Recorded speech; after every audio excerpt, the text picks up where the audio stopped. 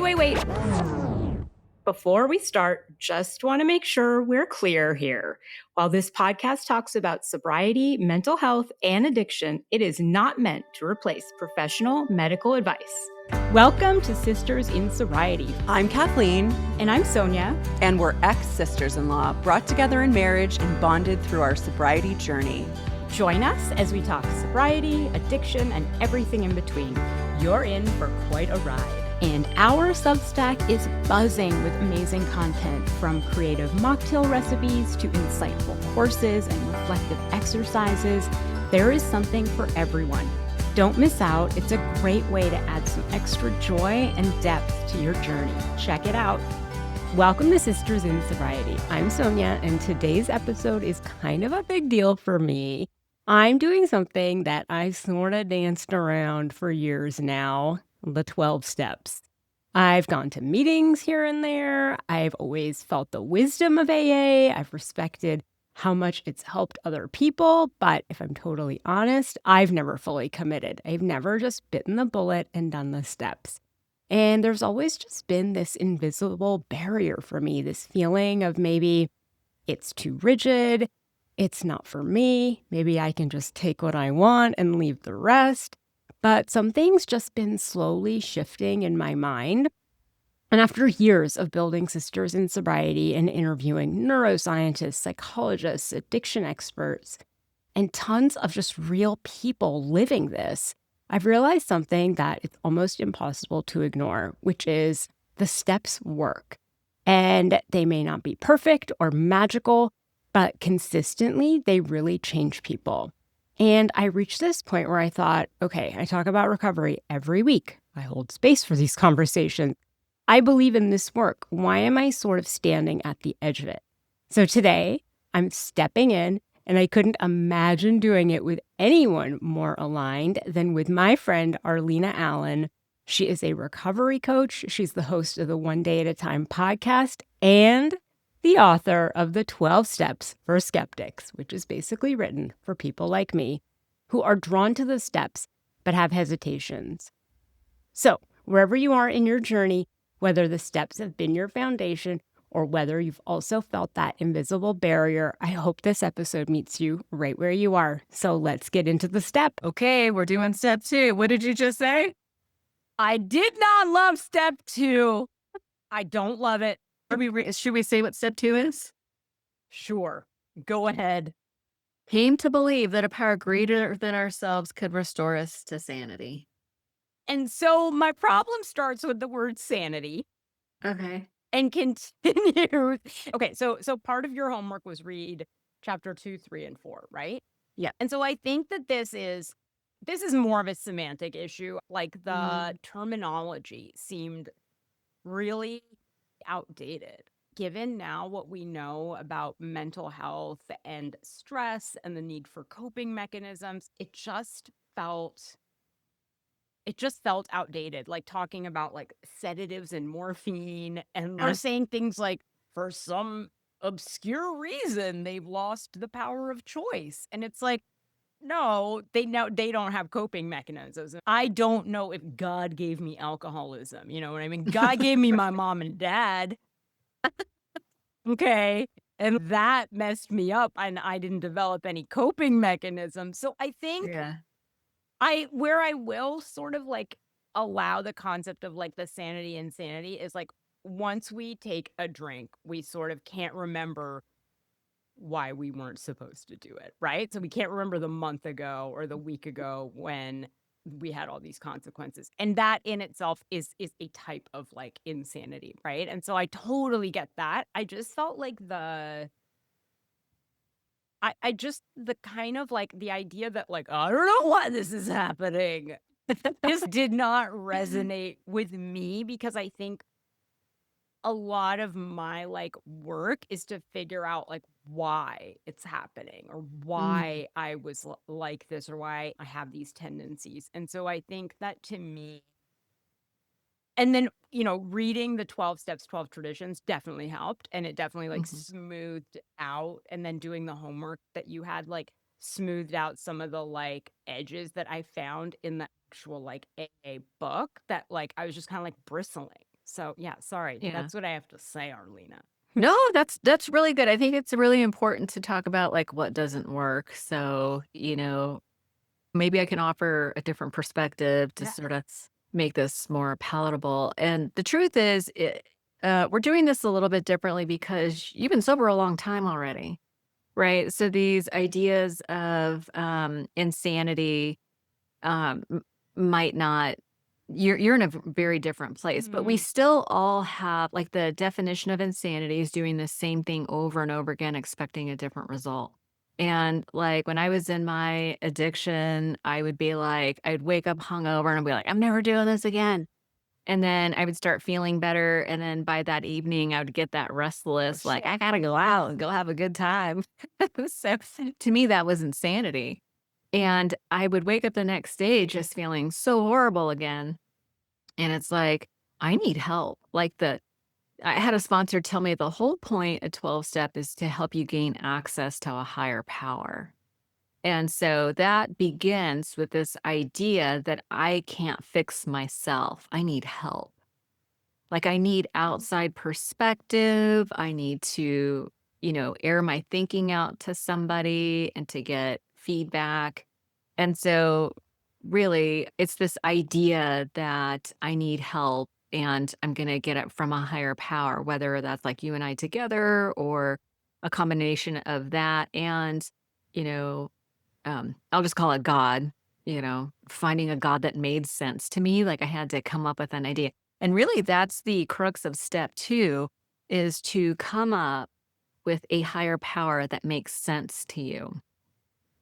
So, Yes. That's yeah. when it started to that's when these chapters sort of started to make more sense to me and I started to accept it a bit Yeah, and I more. think, I was reading this stuff in 1994 in the 1900s with the when there really wasn't we didn't have as much information. So maybe that's why I was able to sort of, you know, understand.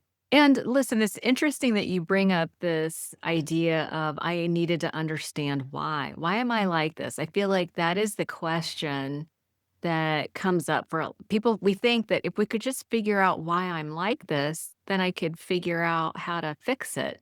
But that's not how it works. The why doesn't actually matter as much as we think Mhm. it does. There's something about understanding the mechanics I was just having a conversation with somebody today who's a neuroscientist, and they were like, "We have understanding of the mechanics now." And my feeling is science is so good at understanding the mechanics because then we sidestep the whole guilt and shame part, right? Like so many of us have guilt and shame. We're like, why am I like this? But it's coming from this guilt and shame part. And then we go, oh, well, you had trauma. Your neurology was Mhm. affected. When you get stressed out, you're wired so that you seek escape or you seek relief where other Mhm. people find. When we understand the mechanics, it's like, oh, okay. But then the question always comes to, well, now what? So I hear what you're saying, but I am not someone who believes that once I understand why I did it, I can go back to doing it in a healthy way. Oh, no. So that I think is where we're similar, right? So Yeah. it's not that I think, well, I can sanely drink, or once I Yeah. figure out what caused it, I can now go back or I won't have those tendencies. I think what is troubling to me is semantic, right? And so the idea that we don't it's just antiquated, but I guess so is the Bible, right? Like we don't use like Good point. yeah, Yeah. we don't use words like asylum anymore. We don't use words like nervous disposition. Um and so yeah, maybe this is just me kind of trying to understand why AA is not as woke as I want it to be. And so you explaining it, and it's like, yeah, you're right. If that's the definition of sanity that we're using, which is doing the Yeah. same thing over and over and expecting a different result but getting the same result, that that's acceptable to me in the way it's Yeah. used in this. I think what I'm arguing about is like, well, what's the definition of sanity? And so when you explain it the way you do, it makes more sense to me. Yeah. Yeah. And and then it's the whole take what you like, leave the rest. And so one of the suggestions when you go to meetings is look for the similarities, not the differences. Yeah. So if we're looking for why is this literature outdated, then you're going to just find all the reasons why the literature is outdated. But if you're coming to it like what do I relate to? Like the whole We Agnostics chapter, Yeah. I thought was so interesting because they do talk about like we don't know. So go out and explore, seek where these religious people are right. It's Right. it's very open-ended, and there's so much of it that they were writing it from a place of humility, which I really appreciated. So there was a lot in there. And I always encourage people to go to book study meetings because if you go to a book study meeting, you read a paragraph and then you share what it meant to you, like what you got out of Yeah. it or what it means to you. So when you hear other people with experience, share what they get out of it, then it sort of is more helpful. And I meant to say in the beginning that you're a lot further down the road, much further down. You're You've been right. sober a long time already. If you were brand new, then we would probably read it together.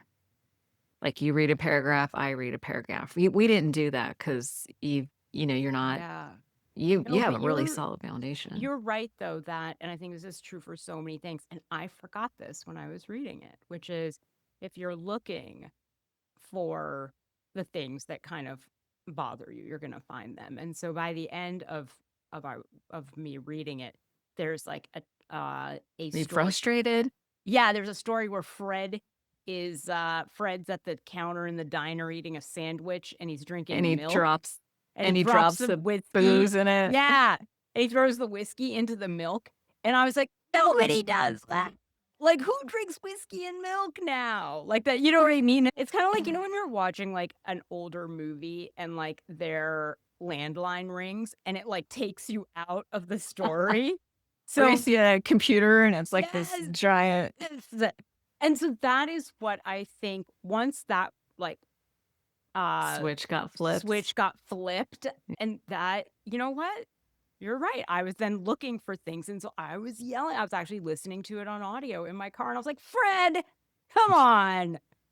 No, You were also not a low bottom drunk either. no, you're right. I was not Fred dropping whiskey in my, but I did wander around with like wine and water bottles in my purse when I was like, especially around my in-laws. I just interviewed this gal who ate cookies out of the garbage. Oh, yeah, I know, Allie Shapiro. No, not Allie. Did she do that too? And it was a whole other gal, Amber. No, but I Romanek. interviewed somebody who ate cookies out of the garbage too. Maybe it's not that uncommon, but I don't people think do it weird. is. People do weird shit around addiction. So No, you're right. I mean, no, this was me just being like, I don't like the word this. And then you were off and running. I was off and running. And then Yeah. there was this, whoever is reading it says something about like, and I really do like this concept about like, how long does it take to become an alcoholic? Can we catch it like earlier? Yeah. And they say something about how women can escalate particularly quickly. Listen, when I first got sober, I had my book, and every time it said he, I added an S. Yes. I was a chapter to the wives? Are you kidding me? It's like, Okay, so no, the audacity. And so no, you're right. And that's why I think so. I did this in a few different like sittings, and the first was listening to the AA text being read. And so that I started to get like a little squirrely, but then when I went to 12 steps, 12 traditions, and then went to your homework, things started to feel a lot better. Yeah, the 12 and 12. The story of redemption. Yes. He redeemed himself. Yeah, I particularly liked the 12 and 12 when I was hosting that meeting. We were reading out of the 12. I've hosted many meetings, and I always choose the 12 and 12 because it's sort of like a deep dive on the step. And he wrote it. That was written like way after I think he wrote the big book within like the first few years of his sobriety. I can't imagine. Can you imagine writing a book your first few years of sobriety? I should know how it was written in 1935. I don't remember when he got sober. But anyway, he wrote the 12 and 12, and I thought was a really good deep dive. I Um, loved that, and this is where it changed for me when in 12 and 12 it says just have an open mind. And if you need to, just take it piecemeal, yeah, right? And that's just all. that's all. Yeah. It really does lower the bar quite a bit. It's sort of like the atomic habits, just 2 Yeah. minutes. What's a 2 minute? Just piecemeal, chunk it down type of thing. Um, okay, so I'm curious. Did you already start off with, did you have a concept of a higher power when you started this? Just this round of steps, maybe not when you first got sober. Yeah, I think I have a concept of spirituality Yeah. and maybe not a typical like omnipotent God kind of higher power, but definitely an idea of spirituality and like maybe guides. I like the concept, Hmm. like the idea of people, spirits or something guiding me or Yeah. something in the universe guiding me. Yeah, I have that idea. Love that. Yeah. And, I did you ever struggle with the like, differentiating, spirituality from religion? Yeah, I think in religion has always had a negative connotation for me. And Mhm. so, yeah, what do you think? I grew up That's religious, yeah. and so I drank the Kool-Aid. Yeah. Probably a bad euphemism, but I was in it, like, I grew up in it, and then I started drinking when I was actually really young. And I wanted to be good, so therein lies the conflict. I wanted to be good, but I actually had all this I had all this trauma, and so I was acting out, and I couldn't control myself. And I tried to get God to fix me, and God never fixed me, so I was like, "I'm breaking up. Me and God are breaking up." Yeah, so me and God broke up for a long time because I couldn't. Yeah, something wasn't happening for me. So when I got to 12 step and I saw all this God stuff, I was like, "Oh, girl, if this is what it's gonna be, I'm not gonna be able to do it." And that's when a woman pulled me aside and was like, "Oh, that's not a thing. Don't even worry about it. Just write down the list of everything that you would want God to be, and then what's all the things that you wouldn't want God to be." And I wrote it out on a piece of paper. I handed it to her. She tore it in half. I was like, "What?" She's Keep like, this "Okay, half. huh?"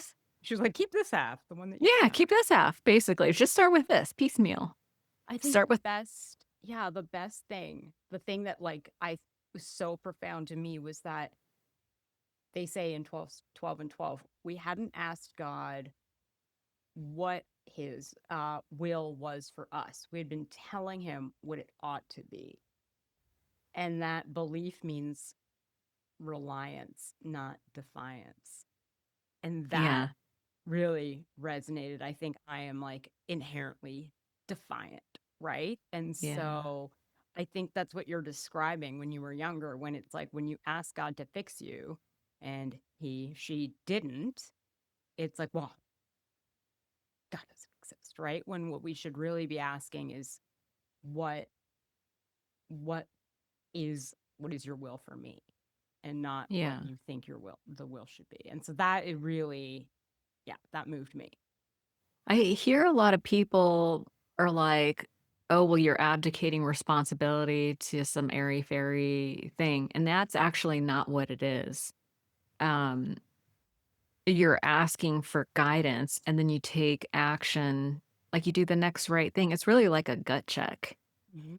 Mm. It's a gut check. It's like, what is the next right thing? Typically, the hard thing is the right thing, right? It's Yeah. like, I really need to go back and apologize and take responsibility for what I said, regardless of whether they say sorry or not. Or, I really want to eat that thing, but instead I'm going to go work out. It's typically like, that saying, hard choices make an easy life and easy choices make a hard life. And so people who say, "Oh, well, if you go to 12 step, they tell you to turn your will over to this God," it's like you're abdicating like you're not taking responsibility. It's actually just the opposite. It's like, give me the courage to do the right thing, which is really hard. Yeah, and that's what this sort of, yeah, that's what Yeah. spoke to me about that yeah, Yeah. we're not asking, yeah, you're not asking God to like affirm the easy choice. Yes. Yeah, Yeah. typically the right choice is the hard one. Yeah, it's like a gut check for the hard choice. Yeah. Yeah.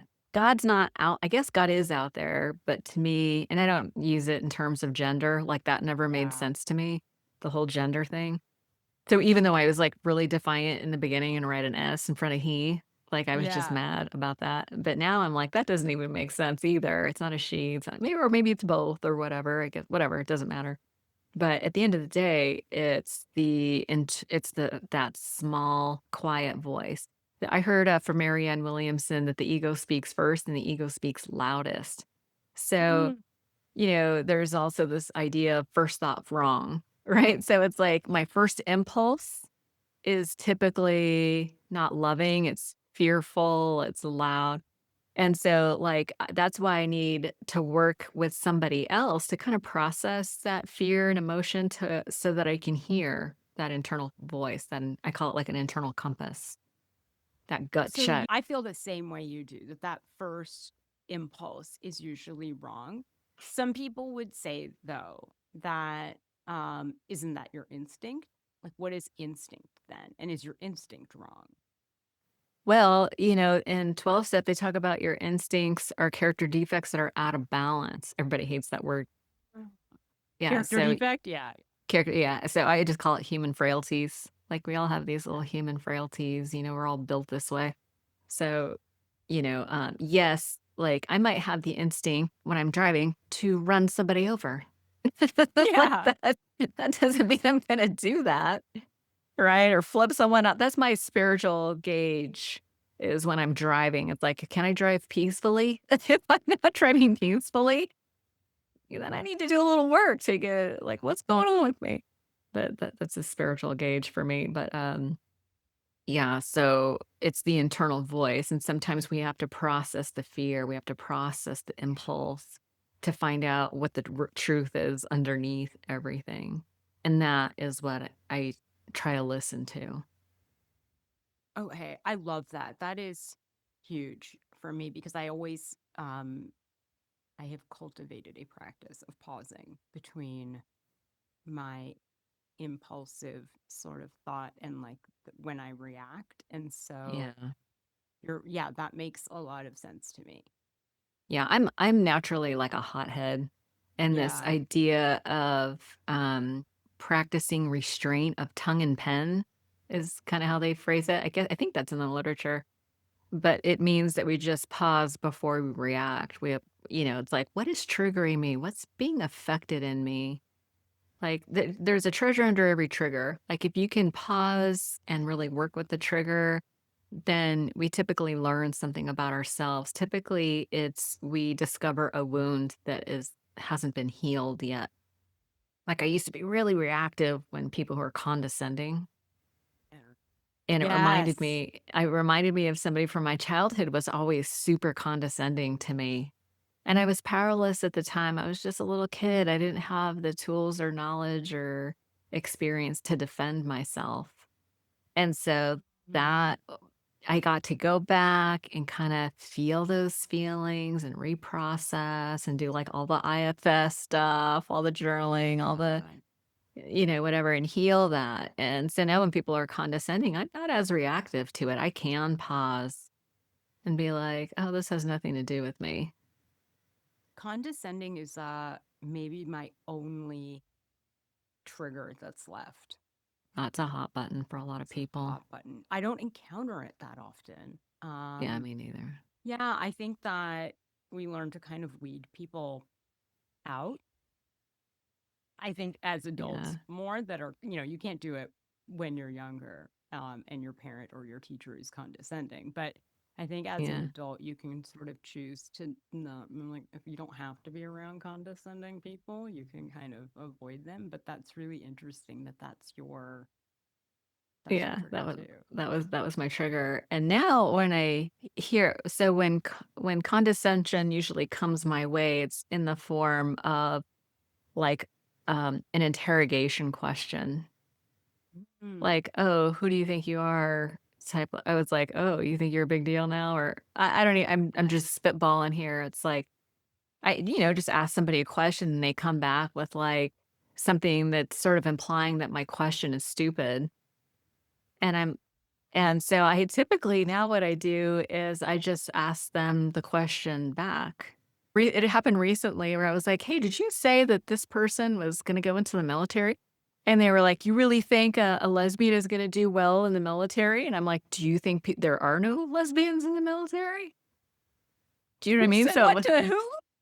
yeah, I don't know if any of that made sense, but it was like I just flipped it back on them. And I was like, "You think there's not?" So I just deflect back.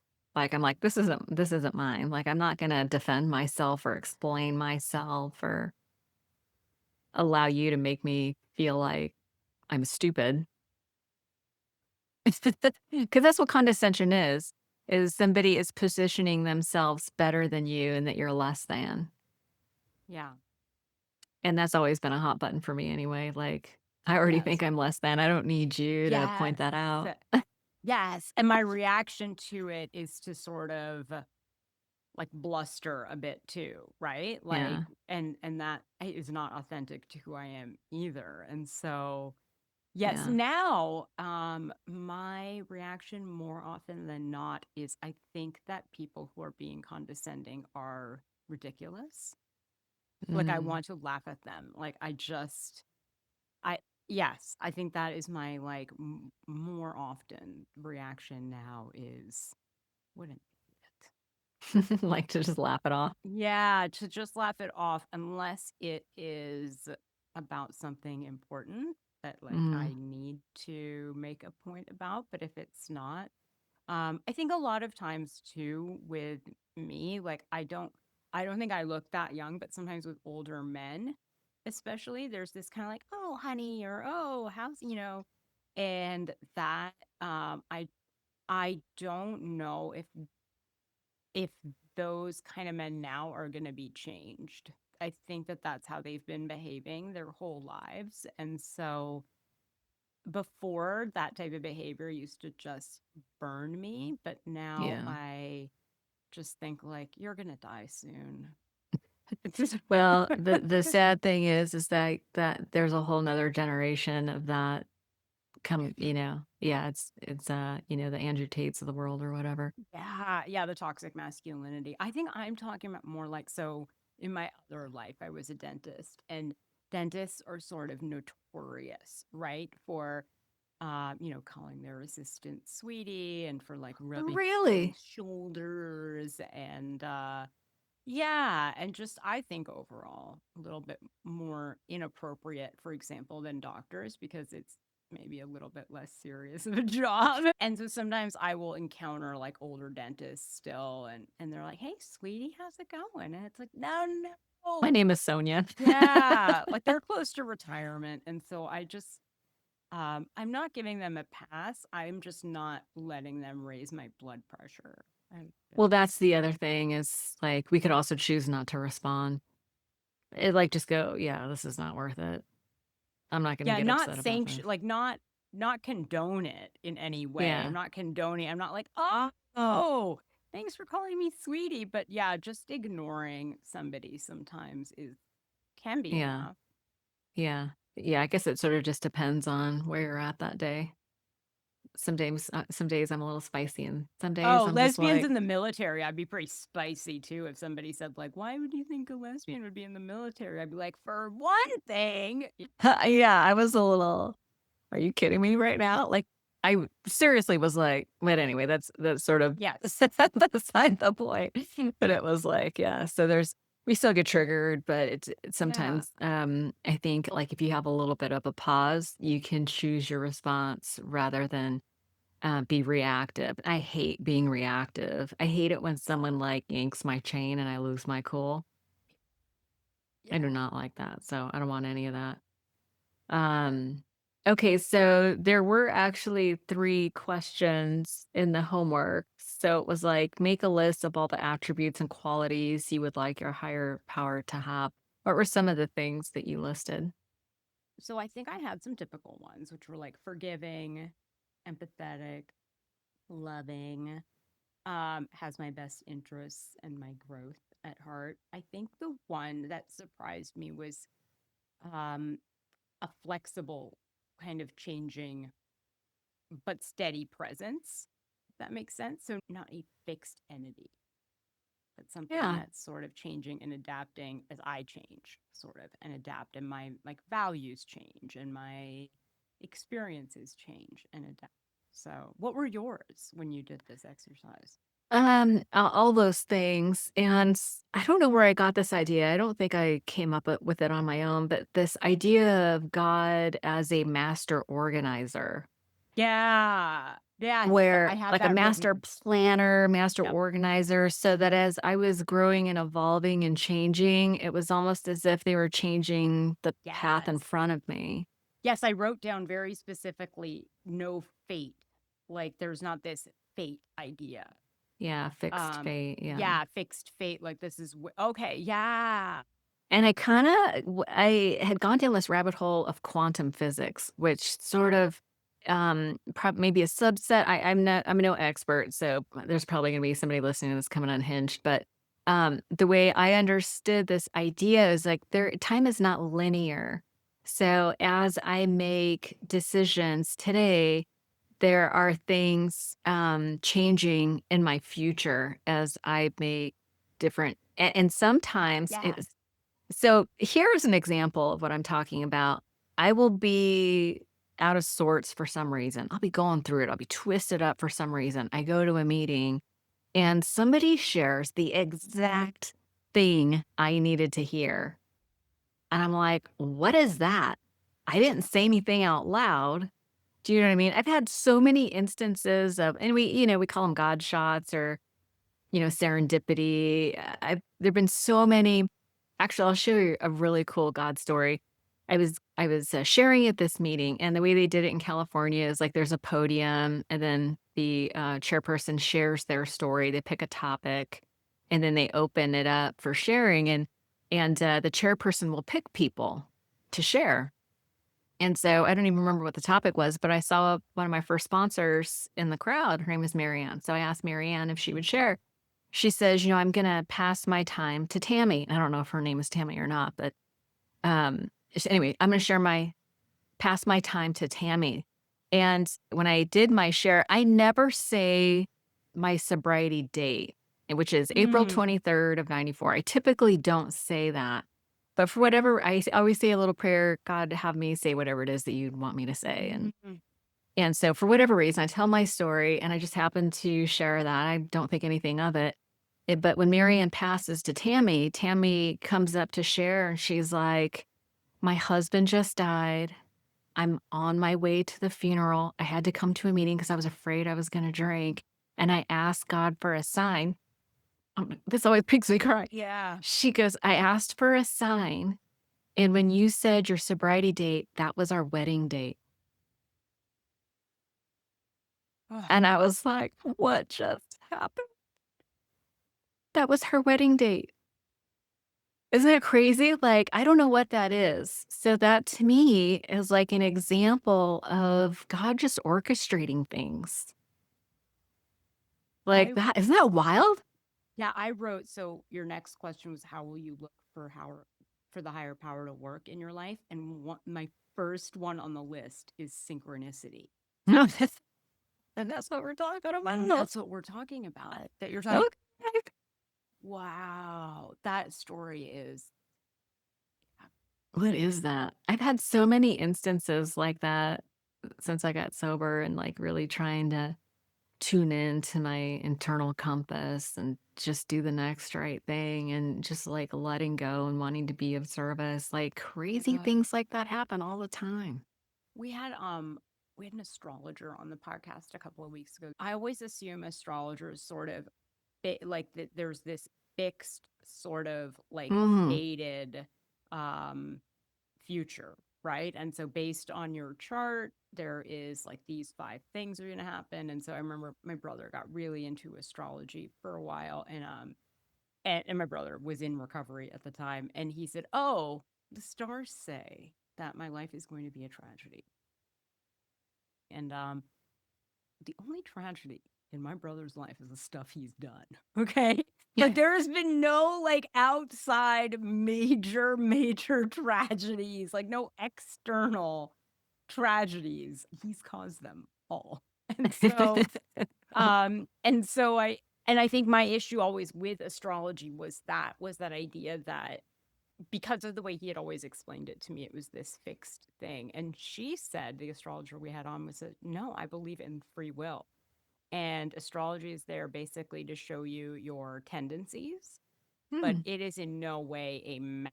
I thought it was literally like a map. Like here are the stars. This is a map. This is what's going to happen.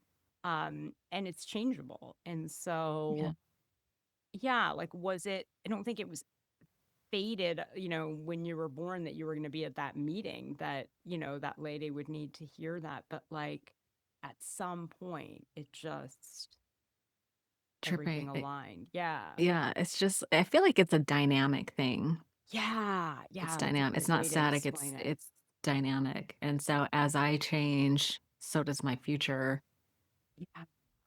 which makes sense. But it's the intersection of like I changed in this moment and there were all these other things at play that had to happen way ahead of time. That's what I mean. Like time is not linear, right? Like we experience time as linear, but in the spiritual realm and energetic realm, it's not linear. Like, I was doing this. I was in a I'll give you another example. This is so strange because the things that had to line up were just totally crazy. So I was, my kids went back to school. Like I was kind of a stay-at-home mom. I had daycare in my house. I was working, but the kids went to school. So I went back to corporate and I was in this job. I hated it. There was this girl training me. She's 15 years younger than me. She was so mean to me. Like I was miserable in this job. So I started doing like this manifesting type Yeah. journaling and, I was prepared, like, I wanted to get a job in tech sales because I was in Silicon Valley, and I had a lot of people that I knew that were in it, I totally wanted to be in it, and so, out of the blue, this is my sign of, like, serendipity or God working in my life. Out of the blue, a friend reaches out to me and he says, "Hey, we're interviewing for this job," and I had my resume ready, and I was at this job I hated, so my email was up. Bing! In comes the email. "Hey, send me your resume. There's jobs opening." And I, bing, sent it right back to him. He was like, "Holy shit, that was fast." And then the series of events that happened, he was like, "The director has already chosen somebody. He really so it'll just be a good exercise for you. Like, don't get your hopes up." So I was like, "What can I do to make this guy want to hire me?" So I tried to close him, in sales. So I tried to close him in the Yeah. interview. I offered him. I was like, "Hey, did that other candidate offer you anything?" And he's like, "What do you mean?" And I was like, "Well, I'll commit to it. I know this is a high turnover position. I'll commit to 2 years." And he Yeah. was like, "Oh." And then I tried to close him a few times in the meeting. And by the end of it, they were like, "Hire her." So they ended up hiring me. Well, what I didn't know is like it was a startup and it was just being acquired by HP. And the VP was away that week that I had my interview. And he had a requirement that anybody that landed that position needed to have 5 years of experience. But because he was gone that week, because HP was acquiring this startup, he just happened to be gone that week. Yeah. And I got the interview, and one of the other weird things that happened is they opened the rec on a Monday. They got me my offer letter, and I signed it that Friday, the week that he was gone. It's so like the things that had to Yeah. happen ahead of me, but I was ready. And so it was just really weird. I tripled my income that year. Oh my God. And things you Yeah. weren't even aware of that were happening, sort of. Yeah. Yeah. There's no way I could have orchestrated that or Oh, yeah, maybe that speaks more to manifesting than anything else, but it yeah. was an example of time, like stuff was working out ahead of me and I hadn't even made the decision to apply yet. Yeah. So, yeah, trippy stuff, trippy stuff. That's amazing. Yeah, so so the question too is how will you look for your higher power to work in your life? Those, to me, it was moments of serendipity too. Yeah. Yeah. Yeah. Yeah. Synchronicity was like the top of my list. Another one that this is really only possible now that I'm sober is like moments of like awe. There are those Yeah, moments where you're like in anything, like nature, anything like that. Yeah, those are big for me. I used to have them when I would drink, and I thought, like, you're like, whoa, or do drugs. But I didn't think that they were possible sober. And I interesting. remember it probably was what kept me drinking for a while too. And so and like, wow, like, was it possible sober, right? And like so much more than I like ever thought. And like I still have like the first few that I remember, like the first like sober sunset, and like those things were like these moments of like, Mm, I can't believe like I'm sitting here, right? And yeah. so, and I have them all the time now. I have them so much more than I did when I was drinking. But that is a big way I look for, my higher power. Inspiration, I think, is a big one. Hmm. I think both of us are always like bing, bing, bing, bing, like, and Oh, 100%. that's something that's like I'm a very active like inner life, if that makes sense. And again, it was like dulled by drinking, right? That Mm. inner life, or the inner voice was sort of really um yeah, blindfolded by the alcohol. And so yeah, a lot of the ways I look for it now are things that I couldn't have even thought about sober. I don't know. How do you feel about that? Yeah, one of my biggest ways is through people. Like God works in my life through people. Like sometimes I'll reach out to somebody and they'll be like, "Oh my God, I was just thinking about you." Stuff like that. Or someone reaches out to me when I'm all twisted up and "Hey, I was just thinking about you." And I was like, "What?" Perfect timing. Like, little things like that, or, like, running into somebody. I remember we were skiing in Tahoe, and, I think I was just having a good day, but it was like, I asked this lady, I was like, "Hey, I asked her a question about, like, my skis or something, and Yeah. she goes, "Arlina?" And, everyone's got, like, goggles and helmets on, and I was like, "Yeah?" She goes, "It's Amy." And it was a lady that I was like, "What are you doing here?" Like, it was just somebody from the program that I just happened to run into, and there was something about that, it just made my day. It was like, Yeah. I don't know, it seems silly, but stuff like that. Love that. I love Yeah. that. Yeah. Those things are like, that's the shit, right? Like, Yeah. I love that. oh, you know what is one where the higher power is like sort of what you were talking about? Like it's in that pause between that impulse and the Mm, reacting. I mhm. feel like whatever that pause is, or that space between those, has something to do with something about my higher power, if that makes sense. Yeah, did it feel like you surprised yourself with acknowledging growth that you didn't think you could Yes. have before? Yeah, that's a great way to put it. Yeah. I Yeah. think too we had a Buddhist on the podcast. I think we Oh, interviewed Randy? him. No, but we have had Randy on. We had Oh, another I love Buddhist. Randy. Had a Buddhist sex addict, which I love. Yes. Was that Jeremy? Yes. Oh my god, I knew it. Shut Yeah, yeah, yeah. I know, I love Jeremy. Jeremy, not my ex-husband Jeremy, but a Oh, different, yeah, yeah. different Jeremy sex addict. Lipkowitz, Yes, like a recovered sex addict, a not my recovered thing. Yeah. ex-husband. Yeah. That dude Uh, is deep. woo! His energy, that guy is solid. I That love him. guy is, man. Yeah. But we talked a little bit about in that pause is freedom, right? Like Yeah. that is where your Yes. freedom lies. And if you can sort of look at your higher power as freedom, um, then I look at that pause. But yeah, it's so funny that like how many It's all people good. can you just say, "Oh, I talked to this Buddhist sex addict." I'm like, "Jerk." I gotta have him back on. He was amazing. It was amazing. I was Yeah. like, I found myself telling him all my problems. Me too. I was just gonna say, so you know what I'm doing now? I am not wearing my headphones and listening to podcasts all the time. I'm not distracting myself from boredom or discomfort, which I didn't realize I was doing till I was talking to Jeremy. And so he deleted his Spotify and his podcasts like off of his phone because he was doing the same thing. But yes, I was talking about my problems with it. Yeah, he is so grounded and centered and peaceful and loving. I don't know what it is about that guy. I found myself telling him all my problems. And I got off the phone. I was like, "What are you doing, woman? Why are you telling me?" Oh, I know. There's something about him that felt so safe that I Yeah, just found myself like oversharing. I felt the same way. That is so funny. You know what he told me? There was this person I was struggling with that he happened to know. And I was like, "Man, I don't wanna be struggling with this." And he goes, "Just drop it." And I was like, "What?" He goes, "Drop it."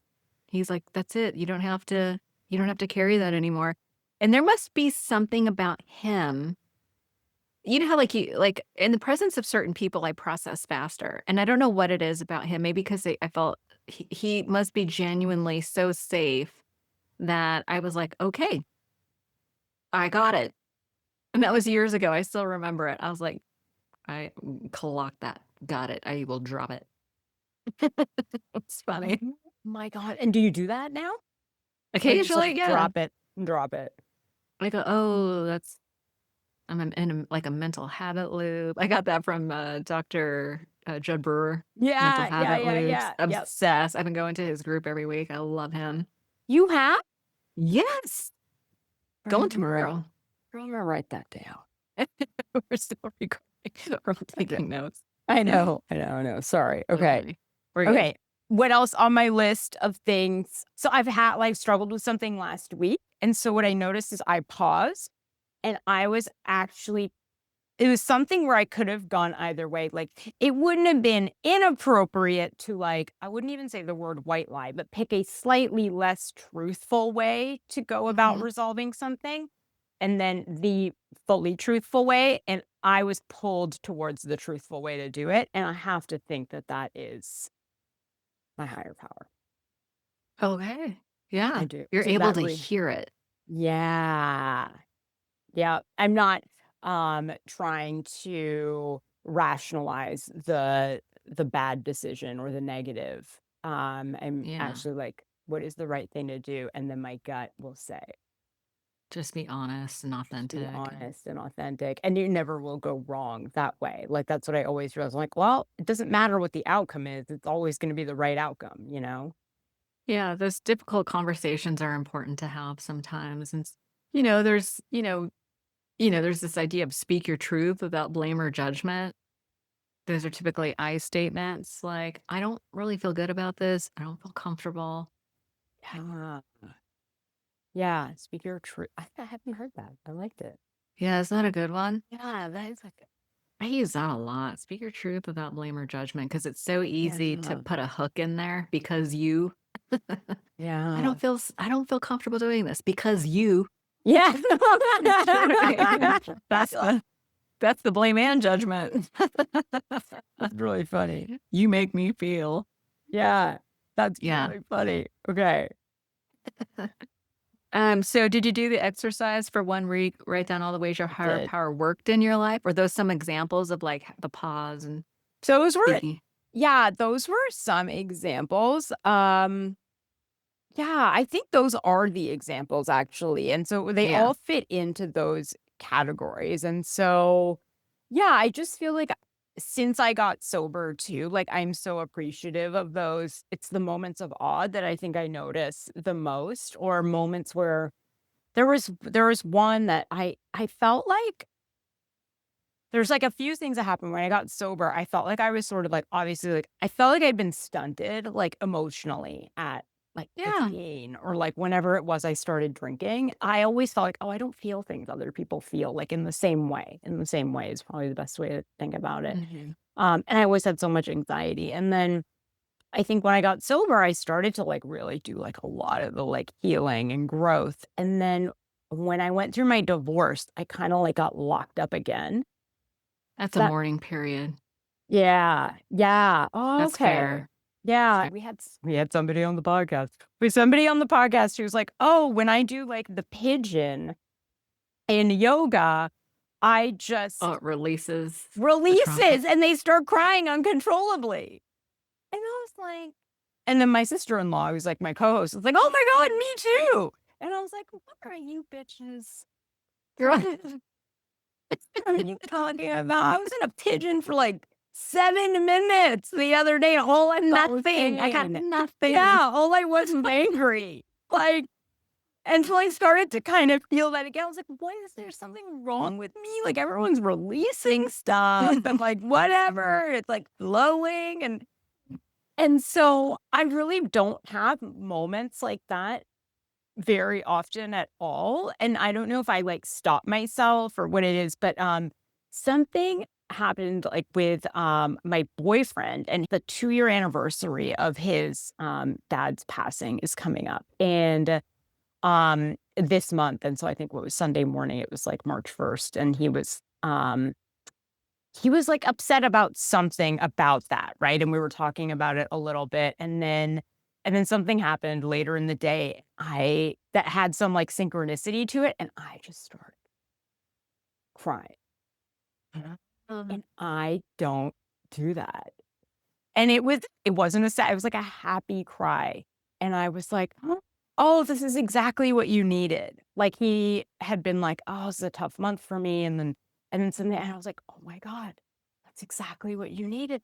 And crying and crying. Poor guy, I'm probably making him, like, more upset, but mm, and after I was like, "I don't," and I even said to him, like, "I don't know what I'm doing." I was like, "I don't know why I'm crying. I'm sorry." And he's like, "No, no, no." And he's like, "You're making me cry." I'm like, "I don't know what's happening." Like, it just something felt mm, so like, "Oh, this is what he needed." Like, I knew that I wouldn't be able to comfort him in, like, all the ways, and so he finally he was getting that comfort, and I was like, "Huh?" And I was like, "Oh." That was it. That was my pigeon moment. So interesting because I think sometimes when we witness someone heal, it heals a part in us. Oh my god.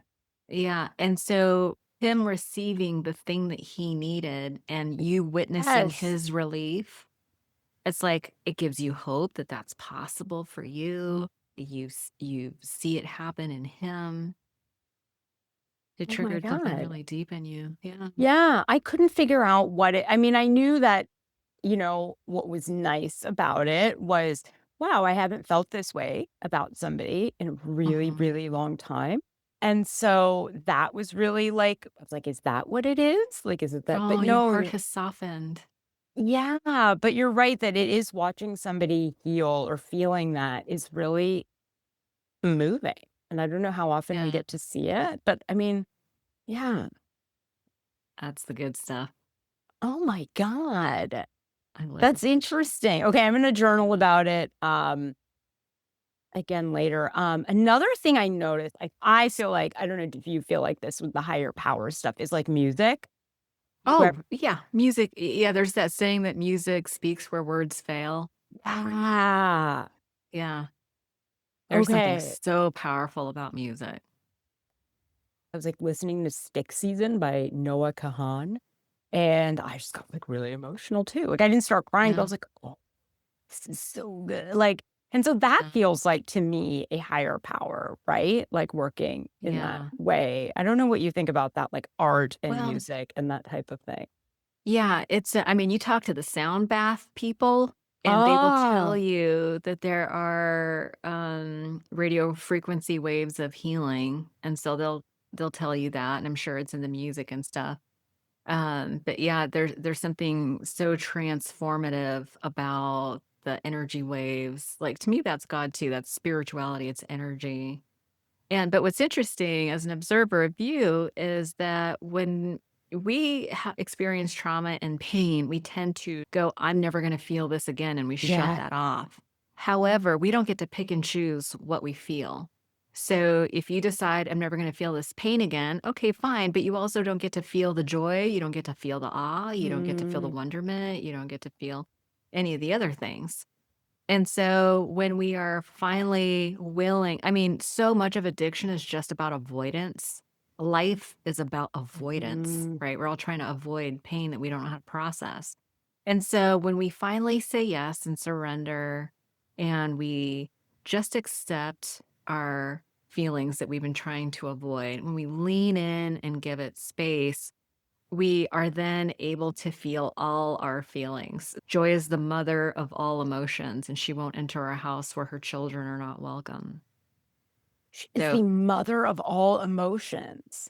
Yeah, and she won't enter a house where her children are not welcome. So all the other feelings. So if you decide, I'm never going to feel pain again, it's like, okay, joy's not coming either. Wow. We don't get to pick and choose. It's either you feel your feelings or you don't. Either you feel your feelings or you distract. And to me, the root of all addiction is distraction from pain that we don't know how to feel. For sure. That's why I'm always coming from the compassionate side.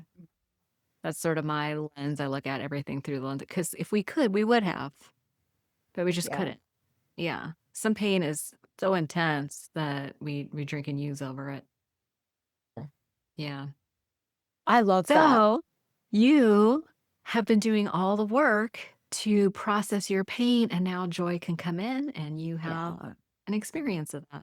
I will say, and this is not just me like gassing you up, like the book is amazing. Really? Oh, good. Yeah.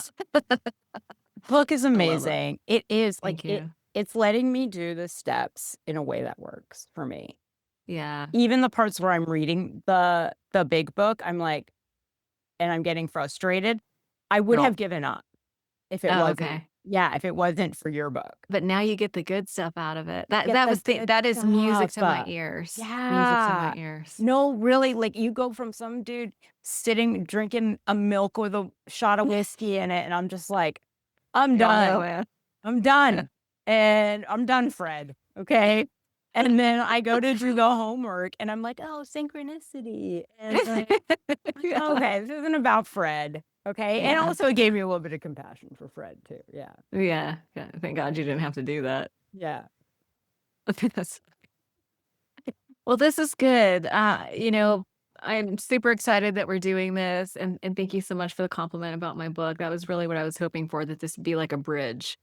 A bridge from someone who's like, I don't think this can work for me, to maybe it can. Yep. It is a bridge. Awesome. All right, my dear. Well, we'll have to do this again soon. That was so much fun. We talked for 2 hours. We didn't record the first hour. No. We'll have to do this again real soon. Yeah. Thank you. I'll see you for step 3. Okay. Looking forward to it. Okay. This was Sisters in Sobriety. Thank you for listening and being with us today. If you want to learn more about sobriety and meet your community, find us at sistersinsobriety.substack.com. Are you a sister in sobriety? Then reach out on social media. We'd love to hear from you. If you're feeling generous, leave us 5 stars and a review and follow us wherever you listen.